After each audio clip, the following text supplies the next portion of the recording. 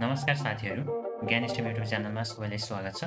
आजको यस भिडियोमा हामी एक्सेलमा रहेको अलाइनमेन्टको बारेमा सिक्नेछौँ, जुन होम ट्याबमा रहेको हुन्छ। तपाईँ यहाँनिर देख्न सक्नुहुन्छ अलाइनमेन्ट। यसमा भएका सम्पूर्ण अप्सन्सहरूको बारेमा जान्नेछौँ। योभन्दा अघिल्लो भिडियोमा हामीले के डिस्कस गरेका थियौँ भन्दाखेरि, जस्तै यसमा रहेको छ फन्ट ट्याब। यो फन्टको बारेमा हामीले डिटेल्समा कभर गरेका छौँ।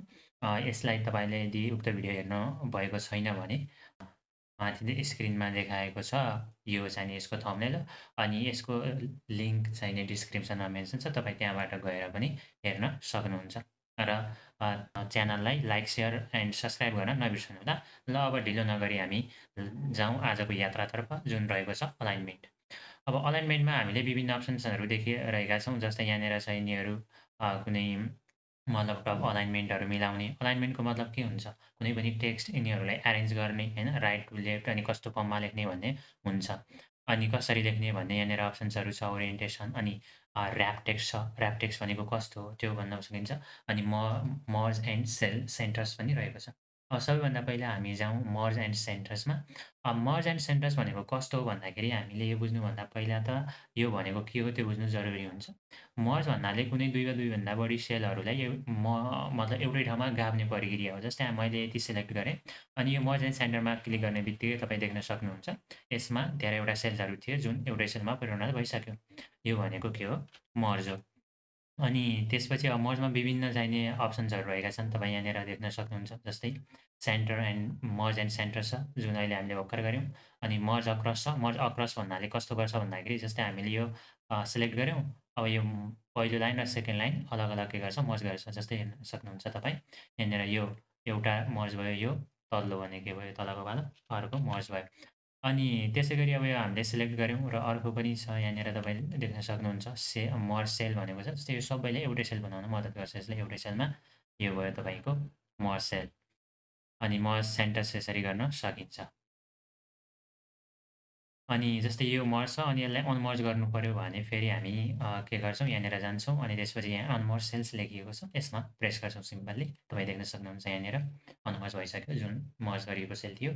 अनि अब हामी जाउँ ऱ्याप टेक्स्ट। माथि रहेको छ ऱ्याप टेक्स्ट। अनि ऱ्याप टेक्स्टमा जानुभन्दा पहिला मैले यहाँनिर एउटा टेक्स्ट लागेँ ताकि स्पष्टसँग बुझाउन सकूँ भनेर। जस्तै मैले यहाँनिर हेलो एभ्रिवान लेखेँ। Hello everyone, how are you?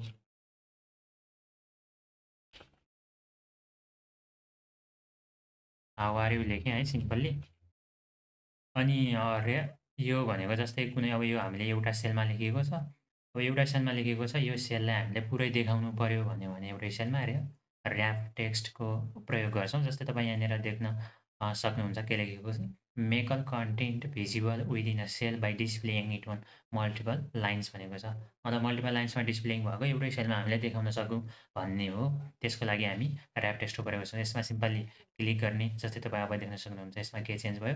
Hello everyone how are you भन्ने एउटै सेलमा के भइसकेको छ? स्पष्ट रूपमा देखिएको छ।